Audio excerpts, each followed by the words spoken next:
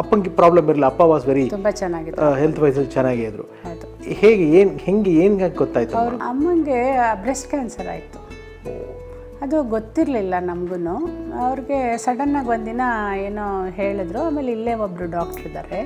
ಆ ಥರ she suffered A lot ಪಾಪ. ಅಪ್ಪಂಗವಾಗ ಅದು ಎಷ್ಟು ಒಂಥರ ತುಂಬ ಎಫೆಕ್ಟ್ ಆಯಿತು. ತುಂಬ ಅಂದರೆ ತುಂಬ. ನಾನು ಹಾಸ್ಪಿಟ್ಲಲ್ಲೇ ಇರ್ತಾಯಿದ್ದೆ ಅಲ್ಲ ಅಮ್ಮನ ಜೊತೆ. ಅವ್ರು ಬರೋರಂತೆ, ಅವ್ರ ಮೇಲಿಂದ ಕಿಟಕಿಯಿಂದ ನೋಡೋರು, ಅಯ್ಯೋ ಲಕ್ಷ್ಮಿ ಪಾಪ ಒಬ್ಬರೇ ಕೂತಿರ್ತಾರೆ, ಅಪ್ಪ ಬೇಜಾರಾಗುತ್ತೆ ಅಪ್ಪನ ನೋಡೋರೆ. ನಾವು ಮೇಲಿಂದ ನೋಡ್ತಾ ಇದ್ವಿ, ಒಬ್ಬರೇ ಕೂತ್ಕೊಂಡು ಡೈನಿಂಗ್ ಟೇಬಲ್ ಹತ್ರ ಇದು ಮಾಡ್ತಾಯಿದ್ರು. ಅಪ್ಪನಿಗೆ ಏನಾದ್ರು ಹೆಲ್ತ್ ಚಾಲೆಂಜಸ್? ಅಪ್ಪಂದು ಏನೂ ಇರಲಿಲ್ಲ, ಒಂಚೂರು ಬಿ ಪಿ ಒಂಚೂರಿತ್ತು. ನಿಮ್ಗೆ ಯಾವತ್ತೂ ಆ್ಯಕ್ಟ್ ಮಾಡಬೇಕು? ಇಲ್ಲ, ನಾನು ಹೇಳದ್ನಲ್ಲ, ನಾನು ಬದುಕಿರೋದೇ ಒಂದು ದೊಡ್ಡ ವಿಷಯ. ಸೊ ಅದರಿಂದ ಪಿಕ್ಚರ್ ಕಂಪ್ಲೀಟ್ ಆಯ್ತು. ಆಮೇಲೆ ನೋಡಿ, ಪುಟ್ಟಣ್ಣ ಅವರ ಅರ್ಧಕ್ಕೆ ನಿಂತಿರೋ ಸಿನಿಮಾನ ಇವ್ರು ಮಾಡಿದ್ರು. ಬಟ್ ರವಿ ಅಣ್ಣ ಸಿನಿಮಾ ಮುಗ್ಸಕ್ಕೆ ಯಾರು ಬರಲಿಲ್ಲ.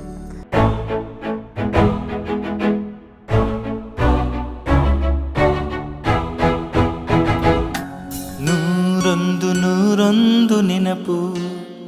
ಇನ್ನು ನಿಮ್ಮ ವಿಚಾರ ಮಾತಾಡ್ಬೇಕಾದ್ರೆ, ನಿಮಗೆ ಮದುವೆ ಆಗಿದೆ ಯಾವಾಗಮ್ಮ? ನಂಗೆ ಮದುವೆ ಆಗಿದ್ದು 95. ಮಗಳು ಹುಟ್ಟಿದ್ದು 96. 96. ಓಕೆ. ಇವಾಗ ಮಗಳು ಹೆಸರೇನಮ್ಮ? ಮಗಳ ಹೆಸರು ಹಿತೈಷಿನಿ ಅಂತ. ಚೆನ್ನಾಗಿದೆ ಹೆಸರು. ಅಪ್ಪನೇ ಇಟ್ಟಿದ್ದ? ಹೌದು, ಅಪ್ಪನೇ. ಅದೇ ಆ ಹೆಸರು, ನಿಮ್ಮ ಮನೆ ಹೆಸರು ಕೂಡ ಒಂಥರ ತುಂಬಾ ಇಂಗಡಲ್ಲು ಅಂತ ಇಟ್ರು. ಹಾಲಿನ ಸಮುದ್ರ ಅಂತೆ ಇಂಗಡಲ್ಲು. ಇಂಗಡಲು ಅಂದ್ರೆ ಹಾಲಿನ ಸಮುದ್ರ. ಹೌದು, ಹಾಲಿನ ಸಮುದ್ರ. ನಮ್ಮದು ಒಂದೊಂದು ರೂಮ್ಗೂ ಒಂದೊಂದು ಹೆಸರಿಟ್ಟಿದ್ರು. ಲಕ್ಷ್ಮೀ ಸರಸ್ವತಿ, ಆಮೇಲೆ ನನ್ನ ಮಗಳ ರೂಮ್ಗೆ ಅಮ್ಮನ ಮಡಿಲು, ಆಮೇಲೆ ನಮ್ಮ ಇನ್ನೊಂದು ರೂಮ್ಗೆ ಗಂಗಾನಾಗ, ಅಂದರೆ ಅವರು ನಮ್ಮ ಅಜ್ಜಿ ತಾತನ ಹೆಸರು, ನಮ್ಮ ತಂದೆ ತಾಯಿ ಹೆಸರು. ಆ ಥರ ಒಂದೊಂದು ರೂಮ್ಗೆ ಒಂದೊಂದು ಹೆಸರೆಲ್ಲ ಇಟ್ಟಿದ್ರು. ಅದೆಲ್ಲ ಬಿದ್ದೋಯ್ತು, ಆ ಗ್ಲಾಸಲ್ಲೆಲ್ಲ ಮಾಡಿಸಿಟ್ಟಿದ್ರು. ಅದು ಸ್ವಲ್ಪ ಇದಾಗ್ತಾ ವರ್ಷವಾಗಿ ಮಾಡುವಾಗೆಲ್ಲ ಬಿದ್ದೋಗಿ ಎಲ್ಲ ಒಡೆದೋಗಿ ಇದಾಗೋಯ್ತು. ಓಕೆ. ನಿಮ್ಮ ಮಗಳು ಆ್ಯಂಡ್ ರವಿ ಅಣ್ಣನ ಸಂಬಂಧದ ಬಗ್ಗೆ ಮಾತಾಡೋದಾದ್ರೆ ತುಂಬ ಹಚ್ಕೊಂಡಿದ್ರಂತೆ? ಹೌದು, ತುಂಬ ಹಚ್ಕೊಂಡು. ಅಮುಲು ಅಂತ ನಾವು ಕರಿತೀವಿ. ಅಮುಲು ಅಂತ ಕರಿತಾ ಇದ್ವಿ ನಾವು ಅವಳ. ಇವಾಗಲೂ ಅಮುಲು ಅಂತಲೇ ಎಲ್ಲರೂ ಕರೆಯೋದು. Only her friends knows by name Hitaishini ಅಂತ. ಅವರೆಲ್ಲ ಹಿತ್ತು ಅಂತಾರೆ, ಅಮುಲು ಅಂತಲೇ ಕರೆಯೋದು. ತಾತ ಮೊಮ್ಮಗಳು ಹೇಗಿರೋರು? ಅಜ್ಜಿ ತುಂಬ ಕ್ಲೋಸು. ನಾನು ಏನಾರು ಒಂಚೂರು ತಾತ ಅಂತ ಓಡೋಗ್ಬಿಡೋಳು ಅವಳು. ಅಷ್ಟು ಇದು ತಾತ ಅಂದರೆ. ಆಮೇಲೆ ಅವಳಿಗೆ ನಾವು ವಿಜಯನಗರ, ನೀವು ಹೇಳಿದ್ರಲ್ಲ RPC ಲೇಔಟಲ್ಲಿ, ಅಲ್ಲಿರುವಾಗ ಅವಳಿಗೆ ಸ್ನಾನ ಮಾಡುವಾಗ ಬೆನ್ನುಜ್ಜಕ್ಕೆ ನಮ್ಮ ತಂದೆನೇ ಹೋಗ್ತಾಯಿದ್ದು. ಚಿಕ್ಕವಳು ಅವಳು, ಒಂದು 2 ವರ್ಷನೋ ಏನೋ. ಬೆನ್ನುಜ್ಕೊಂಡು ಅವ್ರಿಗೆ ಬೆನ್ನ ಮೇಲೆ ನೀರು ಹಾಕ್ಕೊಂಡು ಒಂದು ಶ್ಲೋಕಗಳು ಹೇಳೋರು. ಆ ಶ್ಲೋಕ ಕೇಳೋಕ್ಕೆ ಅವಳಿಗಿಷ್ಟ. ಅದು ಹೇಳು ಅಂತ ಎಲ್ಲ ಹೇಳ್ಕೊಟ್ಟಿದ್ರು ಅವಳಿಗೆ. ತುಂಬ ಶ್ಲೋಕಗಳೆಲ್ಲ ಹೇಳ್ಕೊಟ್ಟಿದ್ರು, ಎಲ್ಲ ಹೇಳ್ತಾಯಿದ್ಲು. ಯಾರಾದರೂ ಬಂದರೆ ಎಲ್ಲ ಹೇಳಿಸೋರು. ಮೇಡಮ್ ಅವರ ಮಗಳ ಹತ್ರ, ನಮ್ಮ ಅಮುಲು ಅವ್ರ ಹತ್ರ ನಾನು ಫೋನ್ ಕಾಲಲ್ಲಿ ಮಾತಾಡೋಕ್ಕೆ ಟ್ರೈ ಮಾಡ್ತೀನಿ, ವಿಡಿಯೋ ಕಾಲಲ್ಲಿ, ಝೂಮ್ ಕಾಲಲ್ಲಿ. ಅಕಸ್ಮಾತ್ ಅದಾದ್ರು ಅವ್ರು ಬ್ಯುಸಿ ಇದ್ದು ಈ ಕಡೆ ಟೈಮ್ ಸಿಂಕ್ ಆಗಿಲ್ಲ ಅಂತಂದರೆ ಡೆಫಿನೆಟ್ಲಿ ಅವ್ರದ ಒಂದು ವಿಡಿಯೋ ಬೈಟ್ಸ್ನ ಅವ್ರ ತಾತನ ಬಗ್ಗೆ ತೆಗೆದು, ಯಾಕೆಂದರೆ ಅವ್ರು ಆಸ್ಟ್ರೇಲಿಯಲ್ಲಿ ಇರೋದ್ರಿಂದ ಅವರ ವಿಡಿಯೋ ಬೈಟ್ಸ್ನ ನಾನು ಇದರಲ್ಲಿ ಹಾಕೋದಕ್ಕೆ ಪ್ರಯತ್ನ ಪಡ್ತೀನಿ. ಆ್ಯಂಡ್ ರಾಧಮ್ಮ ಅವರ ಒಂದು ಹೆಲ್ತ್ ಚಾಲೆಂಜು ಅಂದರೆ, ಅಪ್ಪ ಆವಾಗ ಅಪ್ಪಂಗೆ ಪ್ರಾಬ್ಲಮ್ ಇರಲಿಲ್ಲ, ಅಪ್ಪ ವಾಸ್ ವೆರಿ ತುಂಬ ಚೆನ್ನಾಗಿತ್ತು, ಹೆಲ್ತ್ ವೈಸಲ್ಲಿ ಚೆನ್ನಾಗೇ ಇದ್ರು. ಹೌದು. ಹೇಗೆ ಏನು ಗೊತ್ತಾಯ್ತು? ಅವ್ರ ಅಮ್ಮಂಗೆ ಬ್ರೆಸ್ಟ್ ಕ್ಯಾನ್ಸರ್ ಆಯಿತು. ಅದು ಗೊತ್ತಿರಲಿಲ್ಲ ನಮಗೂ. ಅವ್ರಿಗೆ ಸಡನ್ನಾಗಿ ಒಂದಿನ ಏನೋ ಹೇಳಿದ್ರು. ಆಮೇಲೆ ಇಲ್ಲೇ ಒಬ್ಬರು ಡಾಕ್ಟ್ರ್ ಇದ್ದಾರೆ, ಅವ್ರ ಹತ್ರ ಹೋದ್ವಿ ನಾವು. ಟೆಸ್ಟಿಂಗ್ ಹೋದ್ವಿ. ಅವ್ರು ನೋಡಿಬಿಟ್ಟು, ಇಲ್ಲ ನೀವು ಸ್ಕ್ಯಾನಿಂಗ್ ಹೋಗಿ, ನನಗೇನೋ ಒಂದು ಸ್ವಲ್ಪ ಡೌಟ್ ಇದೆ ಅಂದರು. ಆಮೇಲೆ ನಮ್ಮ ಫ್ಯಾಮಿಲಿ ಡಾಕ್ಟ್ರು ರಾಜು ಅಂತ ಇದ್ದಾರೆ, ಅವ್ರ ಹತ್ರ ಎಲ್ಲ ಹೋದ್ವಿ. ಆಮೇಲೆ ಅವರು ಡೈರೆಕ್ಟ್ ಕೊಲಂಬಿಯಾ ಏಷ್ಯಾಗೆಲ್ಲ ಕರ್ಕೊಂಡೋದ್ರು. ಇಲ್ಲಿ ಹೇಳಿದರು ಹೋಗ್ತೀವಿ ಅಂತ. ಇಲ್ಲೇ I am crossing my finger and sitting. But ಅಲ್ಲಿಂದ ಫೋನ್ ಬಂದಮೇಲೆ ಹೇಳಿದ್ರು, ಇಲ್ಲ ಕ್ಯಾನ್ಸರೇ, 2nd ಸ್ಟೇಜಲ್ಲಿದೆ ಅಂತ. ಸೊ ತಕ್ಷಣ ಇವತ್ತು ಗೊತ್ತಾಯಿತು. 2 ಡೇಸ್, ಇವತ್ತು ನಾಳೆ ಎಲ್ಲ ಅಡ್ಮಿಷನ್ ಎಲ್ಲ ಆಯಿತು. 2ನೇ ದಿನಕ್ಕೆ ಸರ್ಜರಿ ಆಯಿತು. ಅದು ಆಯಿತು, 1 ಇಯರ್ ಆಯಿತು ಟ್ರೀಟ್ಮೆಂಟು. ಆವಾಗಲೇ ಒಂದು ಹರ್ಸೆಪ್ಟಿನ್ ಅಂತ ಒಂದು ಹಾರ್ಮೋನಲ್ ಥೆರಪಿ ಕೊಡಿಸ್ತಾಯಿದ್ರು ಅಪ್ಪ. ಅದು 80,000 ಒಂದು ಇಂಜೆಕ್ಷನ್. ಆ ಥರದ್ದು 18 ಇಂಜೆಕ್ಷನ್ ಕೊಡಿಸಿದ್ರು ಅಮ್ಮನಿಗೆ. ಅಪಾರ್ಟ್ ಫ್ರಮ್ ಕೀಮೋಗೇನೋ ಎಲ್ಲ ಟೋಟಲಿ ಒಂದ್ಸಲಿ ಅವ್ರ ಹಾಸ್ಪಿಟ್ಲಿಗೆ ಅಡ್ಮಿಂಟ್ ಆದರೆ 1.25 ಲಕ್ಷದಿಂದ 1.5 ಲಕ್ಷ ಆಗತ್ತು. ನೀಲೇಶ್ ರೆಡ್ಡಿ ಅಂತ ಇದ್ದರು ಆವಾಗ ಕೊಲಂಬಿಯಾ ಏಷ್ಯಾದಲ್ಲಿ, ಅವರೇ ಟ್ರೀಟ್ ಮಾಡ್ತಾಯಿದ್ದಿದ್ದು ಅಮ್ಮನ. ಬ್ಲಡ್ ಟೆಸ್ಟು ಅದು ಇದು ಎಲ್ಲ ಹೋಗಿ ಇವತ್ತು ಕೀಮೋ ಮಾಡಿಸ್ಕೊಂಡು ಬರ್ತಾಯಿದ್ವಿ ಮನೆಗೆ. ಪುನಃ ನಾಳೆನೇ ಹಾಸ್ಪಿಟ್ಲಿಗೆ ಹೋಗ್ಬೇಕಾಗಿದೆ. ಏನೋ ಲೂಸ್ ಮೋಷನು, ಇನ್ನೊಂದು ಏನೋ ಒಂದು ಸ್ಟಾರ್ಟ್ ಆಗುತ್ತೆ, ಸೈಡ್ ಎಫೆಕ್ಟ್ಸು. ಆ ಥರ ಶಿ ಸಫರ್ಡ್ ಎ ಲಾಟ್ ಪಾಪ. ಅಪ್ಪಂಗವಾಗ ಅದು ಎಷ್ಟು ಒಂಥರ ತುಂಬ ಎಫೆಕ್ಟ್ ಆಯಿತು, ತುಂಬ ಅಂದರೆ ತುಂಬ. ನಾನು ಹಾಸ್ಪಿಟ್ಲಲ್ಲೇ ಇರ್ತಾಯಿದ್ದೆ ಅಲ್ಲ ಅಮ್ಮನ ಜೊತೆ. ಅವ್ರು ಬರೋರಂತೆ, ಈ ಥರ ಕೆಳಗಡೆ ಹಾಲ್ ಇದೆ, ಕೆಳಗಡೆ ಹಾಲಲ್ಲಿ ಕುತ್ಕೊಂಡು ಒಬ್ಬರೇ ಒಂದು ಪೆಗ್ ಕುಡಿತಾ ಇದ್ರಂತೆ. ನಮ್ಮ ಹಿಂದೆಗಡೆ ನಮ್ಮ ಫ್ರೆಂಡ್ ಇದ್ದರು, ಅವ್ರ ಮೇಲಿಂದ ಕಿಟಕಿಯಿಂದ ನೋಡೋರು, ಅಯ್ಯೋ ಲಕ್ಷ್ಮಿ ಪಾಪ ಒಬ್ಬರೇ ಕೂತಿರ್ತಾರೆ, ಅಪ್ಪ ಬೇಜಾರಾಗತ್ತೆ ಅಪ್ಪನ ನೋಡಿದ್ರೆ. ನಾವು ಮೇಲಿಂದ ನೋಡ್ತಾ ಇದ್ವಿ, ಒಬ್ಬರೇ ಕೂತ್ಕೊಂಡು ಡೈನಿಂಗ್ ಟೇಬಲ್ ಹತ್ರ ಇದು ಮಾಡ್ತಾಯಿದ್ರು ಅಂತೆಲ್ಲ ಹೇಳೋರು. ಅಲ್ಲ, ನೀವು ಆವಾಗಲೇ ನನಗೆ ಹೇಳಿದ್ದು ನಂಗೆ ತುಂಬ ಟಚ್ ಆಯ್ತು ಅದು. ಅಂದರೆ ನಾವು ಕ್ಯಾಮ್ರಾ ಆನ್ ಮಾಡೋಕ್ಕೆ ಮುಂಚೆ ನೀವು ಮಾತಾಡ್ತಾ ಇದ್ವಿ ನಾನು ನೀವು, ಅವಾಗ ಹೇಳಿದ್ರಿ ಕೊಲಂಬಿಯಾ ಏಷ್ಯಾನಲ್ಲಿ ಎಲ್ಲರೂ ಅಪ್ಪ ಅಷ್ಟು ಪರಿಚಯ ಮಾಡ್ಕೊಂಬಿಟ್ಟಿದ್ರು. ಒಬ್ಬರು ಡಾಕ್ಟ್ರಿಂದ ಹಿಡಿದು ಅಟೆಂಡರು, ನೆಲ ಒರೆಸೋರು, ಅಂದರೆ ಅಷ್ಟು ಚೆನ್ನಾಗಿ ನೋಡ್ಕೊಳ್ತಿದ್ರು ಅಮ್ಮನ್ನ ಅಪ್ಪ ಅಂತ. ಈ ಒಂದು ಅಂದರೆ ಒಂಥರ ಫಿಯರಿಂಗ್ ಡಿಸೀಸ್ ಅದು. ಹೌದು, ಅದು ನೀವು ಆ ಪದ ಆ ಡಿಸೀಸ್ ಹೇಳಿದಾಗಲೇ ನನಗೆ ನನ್ನ ತಾಯಿನೂ ಹಂಗೆ, ಅದರಿಂದನೇ ನನ್ನ ತಾಯಿ ಹೋಗೇ ಬಿಟ್ರು. ಇವತ್ತು ಬೆಳಗ್ಗೆ ಗೊತ್ತಾಯಿತು, ಸಂಜೆ ಹೋಗೇ ಬಿಟ್ರು ಅವರು. 4th ಸ್ಟೇಜ್ ನಮ್ಮಮ್ಮಂಗೆ ಹೇಳ್ಕೊಂಡೇ ಇಲ್ಲ. ನನಗೆ ಇವತ್ತಿಗೂ ಅದೊಂಥರ ಅದು ತುಂಬ ಮೈಂಡ್ಗೆ ಇದಾಗುತ್ತದು. ಎನಿವೆ, ನಂದು ಬೇಡ ವಿಷಯ. ಇದು ಮೋಸದ ಕಾಯಿಲೆ ಅನ್ನೋರು, ಈ ಕಾಯಿಲೆನ ತುಂಬ ಮೋಸದ ಕಾಯಿಲೆ ಅನ್ನೋರು. ಅಪ್ಪ ಅಷ್ಟು ವರ್ಷಗಳ ಕಾಲ ಇಬ್ಬರು ಒಂದು ಗಂಡ ಹೆಂಡತಿ ಒಂದು ಆಲದ ಮರ ಥರ ಒಂದು ಇದು ಮಾಡಿದ್ರು. ಭಯ ಆಯ್ತಾ ಅಮ್ಮನ ಹೆಲ್ತ್ ವಿಚಾರದಲ್ಲಿ ಅಪ್ಪನಿಗೆ? ತುಂಬ ಭಯ ಆಯಿತು, ತುಂಬ ಭಯ ಆಯಿತು ಅವ್ರಿಗೆ, ತುಂಬ ಭಯ ಆಯಿತು. ಒಂದ್ಸಲಿ ಕರೆದ್ರು ನನ್ನ ಮೇಲೆ ಕರೆದ್ಬಿಟ್ಟು ಬಾ ಅಂತ ಕರೆದ್ರು. ಮೇಲೆ ಬಂದೆ, ಹಿಂಗೆ ಏನೋ ಮಾತಾಡ್ತಾಯಿದ್ವಿ. ನೋಡು ಧನಲಕ್ಷ್ಮಿ, ಇದಿಷ್ಟೇ ನಮ್ಮ ಜೀವನ ಇದೆ, ಇನ್ಯಾವಾಗಲೂ ನೀನು ನನಗೆ ಸಿಗಲ್ಲ, ನಾನು ನಿನಗೆ ಸಿಗಲ್ಲ, ರಾಧಾ ನಿನಗೆ ಸಿಗಲ್ಲ, ನನಗೂ ಸಿಗಲ್ಲ, ಇದೇ ಜನ್ಮ ನಮ್ಮದು. ಇವಾಗ ಹಂಗೆ ಏನೋ ಹೇಳಕ್ಕೆ ಹೋಗೋರು ಪಾಪ, ಹೇಳಕ್ಕೆ ಹೋದರೆ ನಂಗೆ ಅಕ್ಸೆಪ್ಟ್ ಮಾಡ್ಕೊಳಕ್ಕಾಗ್ತಾಯಿಲ್ಲ. ಅಯ್ಯೋ ನೀವೇನೇನೋ ಮಾತಾಡಬೇಡಿ ಅಂದ್ಬಿಟ್ಟು ನಾನು ಕೆಳಗಡೆ ಬಂದುಬಿಟ್ಟೆ ಅಷ್ಟೇ. ಇವಾಗ ಅನಿಸುತ್ತೆ ಅವ್ರು ಏನಾದರೂ ಮಾತಾಡುವಾಗ ನಾನು ಕೇಳಿಸ್ಕೋಬೇಕಾಗಿತ್ತು, ಮಾಡಬೇಕಾಗಿತ್ತು ಅಂತೆಲ್ಲ ಅನಿಸುತ್ತೆ. ಬಟ್ ಆ ಟೈಮಲ್ಲಿ ನಮಗೆ ಹೀಗೆ ಸಿಚುವೇಶನ್ ಆಗುತ್ತೆ ಅಂತ ಗೊತ್ತಿಲ್ವಲ್ಲ. ಅವ್ರು ಏನಾದರೂ ಸ್ವಲ್ಪ ಈ ಥರ ಏನಾದರೂ ಮಾತಾಡೋಕೆ ಹೋದ್ರೆ ನನಗೆ ತಡ್ಕೊಳ್ಳೋಕ್ಕೆ ಆಗ್ತಾಯಿರಲಿಲ್ಲ. ಅಯ್ಯೋ ನೀವು ಸುಮ್ಮನೆ ರೀ, ಏನೇನೋ ಹೇಳಬೇಡಿ ಅಂದ್ಬಿಟ್ಟು ಬಂದುಬಿಡ್ತಾ ಇದ್ದೆ. ಆಮೇಲೆ ಸರ್ಜರಿ ಆದಮೇಲೆ ಅಪ್ಪ ಆಗಲಿ ನೀವಾಗಲಿ ಅಮ್ಮನ್ನ ನೋಡ್ಕೊಂಡಿದ್ದು ಎಷ್ಟು ಚಾಲೆಂಜ್ ಇತ್ತಮ್ಮ ನಿಮಗೆ?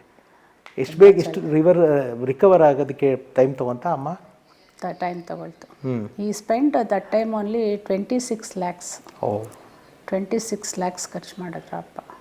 ಪಾಪ ಲಿಟ್ರಲಿ ಹಿ ಬೆಗ್ಡ್ ಪೀಪಲ್. ಅಯ್ಯೋ, ನಮ್ಮ ಹತ್ರ ಎಲ್ಲಿದೆ ಅಷ್ಟು ದುಡ್ಡು? ಎಲ್ಲಿದೆ ನಮ್ಮ ಹತ್ರ ಅಷ್ಟು ದುಡ್ಡು? ಜನ ಅಂದ್ಕೊಂಡಿದ್ರು ಏನೇನೋ ದುಡ್ಡಿದೆ ಇವ್ರ ಹತ್ರ, ಅದಿದೆ ಇದಿದೆ. ನಮ್ಮ ಹತ್ರ ಯಾವ ದುಡ್ಡು ಇರಲಿಲ್ಲ. ಪಿಕ್ಚರ್ ಮಾಡ್ತಾಯಿದ್ವಿ, ಬರ್ತಾಯಿತ್ತು ದುಡ್ಡು, ಅದನ್ನು ಇನ್ನೊಂದು ಇದು ಮಾಡಿದ್ವಿ. ಈ ಮನೆಯೂ ಅಷ್ಟೇ 10 years ಲೋನ್ ತೊಗೊಂಡು ಮಾಡಿದ್ದು ನಾವು. ಈ ಮನೆ ಮಾಡುವಾಗಲೂ ಅಷ್ಟೇ ಲೋನ್ ತೊಗೊಂಡಿದ್ವಿ, ಬ್ಯಾಂಕಲ್ಲಿ ತೊಗೊಂಡು 10 years. 2004 ತೊಗೊಂಡಿದ್ದು, 2005 ಫಿನಿಶ್ ಆಯಿತು ಇದು. 2014 ನಮ್ಮದು ಲೋನ್ ಮುಗೀತು ಮನೆಯದು. 10 years ಲೋನ್ ಕಟ್ಟಿದ್ದೀವಿ. ಸೊ ಲೋನ್ ಮುಗಿದು ಒಂದೇ ವರ್ಷಕ್ಕೆ ಅಪ್ಪ ಇಲ್ಲ? ಅಷ್ಟೇ. ಅಪ್ಪನಿಗೇನಾರು ಹೆಲ್ತ್ ಚಾಲೆಂಜಸ್? ಅಪ್ಪಂದು ಏನೂ ಇರಲಿಲ್ಲ, ಒಂಚೂರು BP ಒಂಚೂರಿತ್ತು. ಆಮೇಲೆ ಅವ್ರದ್ದು ಸ್ಲೀಪ್ ಲ್ಯಾಬ್ ಎಲ್ಲ ಮಾಡಿಸಿದ್ವಿ ನಾವು. ಅದೇ ರಾತ್ರಿ ಗೊರಕೆ ಬರೋದು ಅದೆಲ್ಲ ಆಗ್ತಲ್ಲ, ಸ್ಲೀಪ್ ಲ್ಯಾಬ್ ಎಲ್ಲ ಮಾಡಿದ್ವಿ. ನಾನು ಅವತ್ತು ಹಾಸ್ಪಿಟ್ಲಲ್ಲೇ ಇದ್ದೆ. ಫುಲ್ ಎಲ್ಲ ಆಯಿತು. ಬಟ್ ಅದಾದಮೇಲೆ ಅವ್ರಿಗೊಂದು ಮಷಿನ್ ಕೊಟ್ಟಿದ್ರು ಬ್ರೀದಿಂಗ್ಗೆ. ಹಾಕ್ಕೊಳ್ತಾನೆ ಇರಲಿಲ್ಲ. ಎಷ್ಟು ದುಡ್ಡು ಕೊಟ್ಟು ತಂದುಬಿಟ್ಟು, ಅದೆಷ್ಟು 45,000 ಏನೋ ಕೊಟ್ಟು ತಂದುಬಿಟ್ಟು ಮೇಲ್ಗಡೆ ಇಲ್ಲಿ ರೂಮಲ್ಲಿರೋರಲ್ವ, ಹಾಕ್ಕೊಳ್ಳೋದೇ ಇಲ್ಲ. ಯಾಕೆ ಹಾಕ್ಕೊಳ್ಳಿ ನೀವು ಅಂತಂದರೆ, ಓ ಮೂಗುರಿಯತ್ತಮ್ಮ ಅದಮ್ಮ ಇದಮ್ಮ. ನಾವು ಅಷ್ಟು ಸೀರಿಯಸ್ಸಾಗಿ ತೊಗೊಂಡಿಲ್ಲ, ಸುಮ್ಮನೆ ಆಗಿಬಿಟ್ವಿ. ಅದೆಲ್ಲ ಹಾಕ್ಕೊಂಡಿದ್ರೆ ಮೋಸ್ಟ್ಲಿ ಅವ್ರಿಗೆ ಲಂಗ್ಸು ಅಷ್ಟು ಬೇಗ ಇದಾಗ್ತಾ ಇರಲಿಲ್ಲ ಅನಿಸುತ್ತೆ, ಆಗ್ತಾ ಇರಲಿಲ್ಲ ಅನಿಸುತ್ತೆ. ಅದೊಂದು ಆಯಿತು. ಚೆನ್ನಾಗೇ ಇದ್ದರು ಅಪ್ಪ, ಏನು BP ಕೂಡ ಇರಲಿಲ್ಲ. ಲಾಸ್ಟಲ್ಲಿ ಏನೋ ಒಂಚೂರು ಅಂತ ಹೇಳಿದ್ರು, BP ಕೂಡ ಇರಲಿಲ್ಲ. ಅಷ್ಟು ಚೆನ್ನಾಗಿತ್ತು ಅವ್ರೆ. ಅಂದರೆ ಏನಾಯ್ತು ಅವ್ರಿಗೆ ಇವಾಗ? 2015 ಅಲ್ಲ ಅಮ್ಮ? 15. ಅವರು ಕಡೆಯದಾಗಿ ನನಗೆ ಹೇಳಕ್ಕೆ ಸಾರಿ, ಲೇಟೆಸ್ಟ್ ಆಗಿ ಕಾಣಿಸ್ಕೊಂಡಿದ್ದು ಅಪ್ಪು ಅವ್ರ ಜೊತೆ ದೊಡ್ಡ ಮನೆ ಹುಡುಗ. ಹೌದು. ಆಮೇಲೆ ಒಂದು ಸಿನಿಮಾ ಡೈರೆಕ್ಟ್ ಮಾಡಿದ್ರು, ನಿಮ್ಮ ಮಗಳು ಅದರ ಪಾರ್ಟ್ ಮಾಡಿದ್ರಲ್ಲ, ಅದೇ ಪ್ರಬೋಧ ಚಂದ್ರೋದಯಂ. ಅದು 2012 ಸ್ಟಾರ್ಟ್ ಆಯಿತು. ಅಮ್ಮನ ಹೆಲ್ತ್ ಇಶ್ಯೂ ಆಗಿದ್ರಿಂದ ಡ್ರಾಪ್ ಮಾಡಿದ್ರು. ಅದಕ್ಕೆ ಆಲ್ರೆಡಿ 1 ಕೋಟಿ ಖರ್ಚು ಮಾಡಿದ್ರು. ಅದೂ ಎಲ್ಲ ಫುಲ್ಲು ಇವರು ಫಂಡ್ಸ್ ಕೊಟ್ಟು ಸ್ಟಾರ್ಟ್ ಮಾಡಿದ್ದು. ಇವ್ರ ಹತ್ರ ಒಂದು ಸ್ವಲ್ಪ ದುಡ್ಡಿತ್ತು, ಅದೆಲ್ಲ ಹಾಕಿ ಸ್ಟಾರ್ಟ್ ಮಾಡಿ ಪಿಕ್ಚರ್ ಅರ್ಧ ಭಾಗ ಮುಗ್ದಿತ್ತು. ಶಿವಮೊಗ್ಗದಲ್ಲಿ ಮಾಡ್ತಾಯಿದ್ವಿ ಹೋಗಿ ಅದು ಶೂಟಿಂಗು. ಆ ಕಾಶಿಗೆ 16th centuryಲೋ 14th centuryಲೋ ಅದು ನಡೆದಿದ್ದ ಕತೆ ಅಂತೆ. ಅದನ್ನು ನಾವು ಕಾಶಿಗೆಲ್ಲ ಹೋಗಿ ಅಲ್ಲಿಂದ ಕಾಸ್ಮೆಟಿಕ್ಸು ಅದು ಇದು ಏನೇನೋ ಎಲ್ಲ ತೊಗೊಂಡು ಬಂದಿದ್ವಿ. ಆ ರುದ್ರಾಕ್ಷಿ ಅಂತೆ ಅದು ಇದು ಎಲ್ಲ ಸ್ಟ್ರೀಟ್ಸ್ ಎಲ್ಲ ನೋಡ್ಕೊಂಡು ಅದೇ ಥರ ಸೆಟ್ ಹಾಕಬೇಕಲ್ಲ ಇಲ್ಲಿ ಎಲ್ಲ ನೋಡ್ಕೊಂಡು ಬಂದಿದ್ವಿ. ನಾನು ಅದೇ ರಾಘು ಅಂತ ಒಬ್ರು ಇದ್ದಾರಲ್ಲ ಆರ್ಟ್ ಡೈರೆಕ್ಟ್ರು, ಫ್ರೆಂಡ್ ರಾಘು, ನಾನು ಮತ್ತು ಇನ್ನೊಬ್ಬನು ಪ್ರೊಡಕ್ಷನ್ ಮ್ಯಾನೇಜರ್ ಬಾಲು ಅಂತ ಇದ್ದಾನೆ, ಅವನು 3 ಜನ ಹೋಗಿ ಡೆಲ್ಲಿಗೆ ಎಲ್ಲ ನೋಡಿಕೊಂಡು ಬಂದಿದ್ವಿ. 2009 ಅಲ್ಲ 2014 ಏನೋ ಹೋಗಿ ಅಲ್ಲ 2010 ಅನಿಸುತ್ತೆ ಹೋಗಿ ಬಂದ್ವಿ. ಹೋಗಿ ಬಂದು ಎಲ್ಲ ಆಯಿತು. ಅರ್ಧ ಪಿಕ್ಚರು ಮುಗ್ದಿತ್ತು. ಅಷ್ಟಕ್ಕೆ ಅಮ್ಮಂದು ಹೆಲ್ತ್ ಇಶ್ಯೂ ಆಗೋಯ್ತಲ್ಲ, ಅಪ್ಪಂಗೆ ಏನಾಯಿತು ಈ ಕಡೆ ಕಾನ್ಸಂಟ್ರೇಟ್ ಮಾಡೋಕ್ಕೆ ಶುರು ಮಾಡಿದ್ರು. ಆಮೇಲೆ ತಿರ್ಗಾ ಅವರು ಫಂಡ್ಸ್ ಅರೇಂಜ್ ಮಾಡಬೇಕಾಗಿತ್ತು. ಅದಕ್ಕೆ ಗೌರ್ಮೆಂಟಿಂದ ಆವಾಗ ಇವರು ಸದಾನಂದ ಗೌಡ್ರಿದ್ರು. ಸದಾನಂದ ಗೌಡ್ರನ್ನ ಮೀಟ್ ಮಾಡೋಕ್ಕೆ ನಾನು ಅಪ್ಪನೇ ಹೋಗಿದ್ವಿ ಒಳಗಡೆ, ಇದ್ರೊಳಗಡೆ ಚೀಫ್ ಮಿನಿಸ್ಟರ್ ಮನೆಗೆ. ಆವಾಗ ಸದಾನಂದ ಗೌಡ್ರಿಗೆ ಅಪ್ಪ ಯಾರು ಅಂತಲೂ ಗೊತ್ತಿಲ್ಲ ಪಾಪ. ಬಟ್ ಇದಿತ್ತು ನಮಗೆ ಮೀಟಿಂಗ್ ಮಾಡೋಕ್ಕೆ ಇದಿತ್ತು, ಅಪಾಯಿಂಟ್ಮೆಂಟ್ ಇತ್ತು. ಬಟ್ ಒಳಗಡೆ ಹೋದ್ವಿ. ಆಮೇಲೆ ಅವರು ಅಲ್ಲೇ ಇರ್ತಾರಲ್ಲ ಸರ್ ಇವರು ಸರ್ ಅಂತೆಲ್ಲ ಹೇಳಿ, ಹೌದಾ ಬನ್ನಿ ಅಂದ್ಬಿಟ್ಟು ಎಲ್ಲ ಇದು ಮಾಡಿ ಅವರು 50 lakhs ಇದು ಕೊಟ್ಟರು, ಗ್ರ್ಯಾಂಟ್ ಕೊಟ್ಟರು ಇದರಿಂದ. ಅದನ್ನು ಇಟ್ಕೊಂಡು ಇನ್ನು ಮೇಕಿದ್ದು ಎಲ್ಲ ಇದೆಲ್ಲ ಮಾಡಿದ್ರು.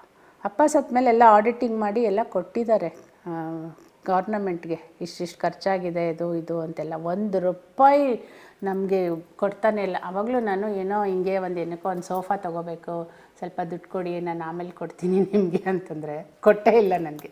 ಇಲ್ಲಮ್ಮ ಹಂಗೆಲ್ಲ ಕೊಡಬಾರ್ದು ಇದು ಅಂತೆಲ್ಲ ಹೇಳಿಬಿಟ್ಟು ಕೊಡಲೇ ಇಲ್ಲ ದುಡ್ಡು. ಪಿಕ್ಚರ್ ಕಂಪ್ಲೀಟ್ ಆಯಿತು ಆಮೇಲೆ ಆಗಲಿಲ್ಲ, ಅರ್ಧಕ್ಕೆ ನಿಂತುಬಿಡ್ತದು ನೋಡಿ. ಪುಟ್ಟಣ್ಣ ಅವರ ಅರ್ಧಕ್ಕೆ ನಿಂತಿರೋ ಸಿನಿಮಾನ ಇವ್ರು ಮಾಡಿದ್ರು. ಬಟ್ ರವಿ ಅಣ್ಣನ ಸಿನಿಮಾ ಮುಗ್ಸೋಕ್ಕೆ ಯಾರೂ ಬರಲಿಲ್ಲ. ಅದು ಕಮರ್ಷಿಯಲ್ ಇದು ಆರ್ಟ್ ಮೂವಿ ಥರ ಆಗುತ್ತೆ ಅಲ್ವಾ, ಇದು ಏನು ಬರಲ್ಲ ಅಂತ ಗೊತ್ತು ಇವಾಗ. They are very clever people ಇವಾಗ. ಆ ಥರ ಮೈಂಡ್ ಇರೋರು ಯಾರೂ ಇಲ್ಲ. ಸೊ ಮೊಮ್ಮಗಳನ್ನ ಇದರಲ್ಲೇ ಆ್ಯಕ್ಟ್ ಮಾಡಿಸಿದ್ದು. ಹೌದು. ಹಿಂಗೆ ಅವ್ರನ್ನೇ ಮಾಡಿಸ್ಬೇಕು ಅಂತ ಅನಿಸಿದ್ದು ಹೆಂಗೆ? ತುಂಬ ಇಷ್ಟ ಅವಳನ್ನ ಸುಮಾರು ಪಿಕ್ಚರ್ ಇದು ಸೀರಿಯಲಲ್ಲಿ ಮಾಡಿಸಿದ್ದಾರೆ. ಒಂದು ಸೀರಿಯಲ್ಲು ನನಗೆ ಹೆಸರುಗಳು ಬೇಗ ಬರಲ್ಲ, ಬಿಕಾಸ್ ನಾನು ತುಂಬ ಅದರಲ್ಲಿ ಇನ್ವಾಲ್ವ್ ಆಗಿರೋದಿಲ್ಲ ಅಲ್ವಾ. ಇವರು ಶ್ರೀಧರ್ ಮಾಡಿದ್ರು ಮಾಡಿದ್ರು ಆ ಸೀರಿಯಲ್ಲು. ಹೇಳ್ತೀನಿ ರೀ, ಅದು ಬಾಯಿಗೆ ಬರ್ತಲ್ಲ. ಅದರಲ್ಲೂ ಇವಳು ಮಾಡಿದ್ದಾಳೆ. ಮಂಗಳೂರಲ್ಲಿ ಬೀಚ್ ಹತ್ರ ಒಂದು ಸೀನು ಇವಳ್ದು. ಆಮೇಲೆ ಬಿ ಸರೋಜದೇವಿದು ಕೆಸರಿನ ಕಮಲ ಅಂತ ಒಂದು ಡಾಕ್ಯುಮೆಂಟ್ರಿ ಮಾಡಿದ್ರು. ಅದರಲ್ಲೂ ಇವಳ ಕೈಲಿ ಮಾಡಿಸಿದ್ದಾರೆ. ಅವರು ಚಿಕ್ಕವ್ರದ್ದು ಕ್ಯಾರೆಕ್ಟ್ರು ಇವಳ ಕೈಲಿ ಮಾಡಿಸಿದ್ದಾರೆ. ನಿಮ್ಗೆ ಯಾವತ್ತು ಆ್ಯಕ್ಟ್ ಮಾಡಬೇಕು? ಅಯ್ಯೋ ಇಲ್ಲ, ನಾನು ಹೇಳನ್ನಲ್ಲ, ನಾನು ಬದುಕಿರೋದೇ ಒಂದು ದೊಡ್ಡ ವಿಷಯ.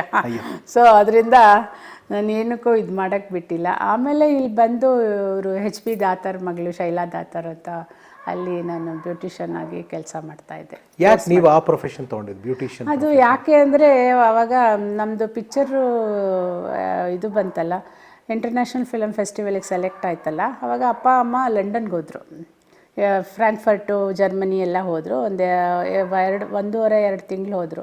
ಅವಾಗ ನಾನು ಒಬ್ಬಳೇ ಇರಬೇಕಾಯಿತು ಮನೇಲಿ. ಅವಾಗ ಏನಾದರೂ ಮಾಡು ಅಂದ್ಬಿಟ್ಟು ಅವರು ಬ್ಯೂಟಿಷಿಯನ್ ಒಬ್ಬರಿದ್ದಾರೆ, ಅವ್ರ ಹತ್ರ ನನ್ನ ಕೋರ್ಸ್ ಮಾಡೋಕ್ಕೆ ಕಳಿಸಿದ್ರು. ಸೊ ನಾನು ಸುಮ್ಮನೆ ಏನು ಮಾಡೋದು ಮನೇಲಿ, ಅವಾಗ ತಾನೇ ಸರ್ಜರಿ ಬೇರೆ ಆಗಿತ್ತು, ಏನೂ ಮಾಡೋಕ್ಕಾಗ್ತಾಯಿಲ್ಲ ಅಂದ್ಬಿಟ್ಟು ಅಲ್ಲೋಗಿ ಒಂದು ಕೋರ್ಸ್ ಮಾಡಿ ಸರಿ ಕೆಲಸ ಮಾಡೋಣ, 1 year ಡಿಪ್ಲೊಮೊ ಮಾಡಿ ಸರಿ ಒಂದು ಕೆಲಸ ಮಾಡೋಣ ಅಂದ್ಬಿಟ್ಟು ಅವರು ಶೈಲಾ ದಾತಾರ್ ಅಂತ, she is a very nice, she is no more now, ಅವ್ರ ಹತ್ರ ಕೆಲಸ ಮಾಡ್ತಾಯಿದ್ದೆ ನಾನು.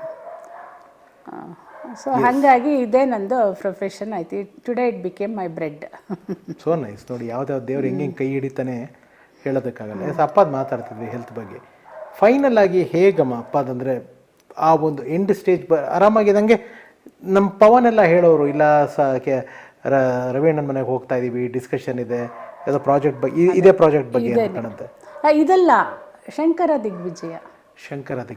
ಓಕೆ. ಆ ಪಿಕ್ಚರ್ ಮಾಡಬೇಕು ಅಂತ ಇದ್ರು, ಕೊನೆಗೆ ಸೀರಿಯಲ್ ಮಾಡಬೇಕು ಅಂತ ಇದ್ರು. ಅದಕ್ಕೇ VN ಸುಬ್ರಹ್ಮಣ್ಯಂ ಅವರು ಅದನ್ನು ಇದು ಮಾಡ್ತೀವಿ ಅಂತೆಲ್ಲ ಕೊಡ್ತೀವಿ ದುಡ್ಡು ಅಂತೆಲ್ಲ ಹೇಳಿದರು. ಅಷ್ಟೊತ್ತಿಗೆ ಅವ್ರಿಗೂ ಏನೋ ಹೆಲ್ತ್ ಇಶ್ಯೂಸ್ ಆಗಿ ಪಾಪ ಅಪ್ಪ ಹಾಸ್ಪಿಟ್ಲಲ್ಲಿದ್ದರು. ಅವರು ಬಸ್ಸಲ್ಲೇ ಪ್ರಾಣ ಹೊರಟೋಯ್ತಲ್ಲ ಅವ್ರಿಗೆ. ಶೃಂಗೇರಿಯಿಂದ ವಾಪಸ್ ಬರ್ತಾಯಿದ್ರು ಬಸ್ಸಲ್ಲೇ ಪ್ರಾಣ ಹೋಯ್ತು ಅವ್ರಿಗೆ. ಅಪ್ಪ ಹಾಸ್ಪಿಟ್ಲಲ್ಲಿದ್ದರು, ಅಪ್ಪಂಗೆ ಗೊತ್ತಿಲ್ಲ ಅವರು ಸತ್ತಿರೋದು, ಗೊತ್ತೇ ಆಗಿಲ್ಲ. ಅಪ್ಪಂಗೆ ಡಾಕ್ಟರೇಟ್ ಬಂತಲ್ಲ ಸಂಸ್ಕೃತದಲ್ಲಿ ಇದು ಮಾಡಿದ್ರು. ಸಂಸ್ಕೃತದಲ್ಲಿ ಹೌದು. ಆವಾಗ ಅವ್ರಿಗೆ ಗೊತ್ತಿತ್ತು ಕೊಡ್ತಾರೆ ಅಂತ, ಬಟ್ ಅಫಿಷಿಯಲಿ ಅನೌನ್ಸ್ ಆಗಿರಲಿಲ್ಲ. ನನಗೆ ಅಮ್ಮಂಗೆ ಹೇಳಿದ್ರು ಮನೇಲಿ, ಈ ಥರ ನನಗೆ ಡಾಕ್ಟ್ರೇಟ್ ಸಿಗ್ತಾಯಿದೆ ಸಂಸ್ಕೃತದಿಂದ, ಕೊಡ್ತೀನಿ ಅಂತ ಹೇಳಿದ್ದಾರೆ, ಬಟ್ ಯಾರಿಗೂ ಹೇಳಬೇಡಿ, ಇನ್ನೂ ಅಫಿಷಿಯಲಿ ಅನೌನ್ಸ್ ಆಗಿಲ್ಲ ಅಂತ. ಅವ್ರು ಹಾಸ್ಪಿಟ್ಲಲ್ಲಿದ್ದಾಗ ಅದು ಅನೌನ್ಸ್ ಮಾಡಿದ್ರು. ಆಮೇಲೆ ನಾವು ಹೇಳಿದ್ವಿ ಕಿವಿಲಿ ಹೋಗಿ, ನಿಮಗೆ ಡಾಕ್ಟ್ರೇಟ್ ಬಂದಿದೆ, ಅಫಿಷಿಯಲಿ ಅನೌನ್ಸ್ ಮಾಡಿದ್ರು ಅಂತೆಲ್ಲ. ಗೊತ್ತಾಯ್ತು ಅವ್ರಿಗೆ? ಗೊತ್ತಾಯಿತು ಅನಿಸುತ್ತೆ. ಏನಾಯ್ತಮ್ಮ, ಹೆಂಗಾಯ್ತಪ್ಪ ಅದು ಇದು? ಅದಾದಮೇಲೆ ಪ್ರಕಾಶ್ ರೈ, ನಾನು ಮಾತಾಡಬಾರ್ದು, ಈಸ್ ಎ ಬಿಗ್ ಆರ್ಟಿಸ್ಟ್ ನಾವು, ಎಲ್ಲ the whole world recognise may be, I think so. But ನಮ್ಮ ಜೊತೆಗೆ ಅವ್ರು ಇಷ್ಟೆಲ್ಲ ಮಾಡಿದ್ರಲ್ಲ ಅಪ್ಪ, ಒಂದು ಗ್ರ್ಯಾಟಿಟ್ಯೂಡ್ ಇಲ್ಲ ರೀ ಅವ್ರಿಗೆ. ಅಪ್ಪ ಹೋದಾಗ ಬಂದ್ರ? ಬಂದಿಲ್ಲ. ಒಂದು ಫೋನು, ಅಟ್ಲೀಸ್ಟ್ ಒಂದು ಕಂಡೋಲೆನ್ಸ್. ಅಮ್ಮನಿಗೂ ಹೇಳಿಲ್ಲ?